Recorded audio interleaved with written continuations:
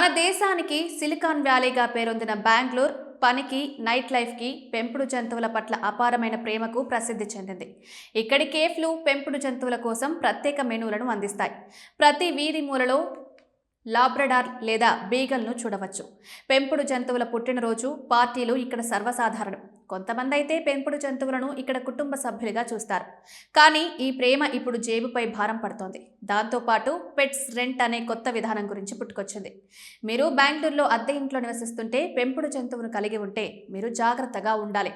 ఇంటి యజమానులు ఇప్పుడు అద్దె ఒప్పందాలకు కొత్త రూల్స్ పెడుతున్నారు. ఇంటి రెంట్పై అదనంగా ₹1000 నుంచి ₹2000 చెల్లించాల్సి వస్తుంది.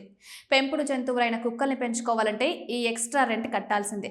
ఈ పెట్ రెంట్ మొదట కోరమంగళ, హెచ్ఎస్ఆర్ లేఅవుట్ వంటి రిచ్ ఏరియాల్లో ప్రారంభమైంది. పెంపుడు జంతువులు తమ ఇళ్లకు గణనీయమైన నష్టాన్ని కలిగిస్తాయని కొంతమంది ఇంటి యజమానులు ఇలా పెట్ రెంట్స్ అనే కాన్సెప్ట్స్ తీసుకొచ్చారు. నేలపై మరకలు, గోడలు, తలుపులపై గీతలు, బొచ్చు, దుర్వాసనల కారణంగా క్లీనింగ్ ఖర్చులు, మరిన్నింటిని కవర్ చేయడానికి ఈ అదనపు అద్దె వసూలు చేస్తున్నారు.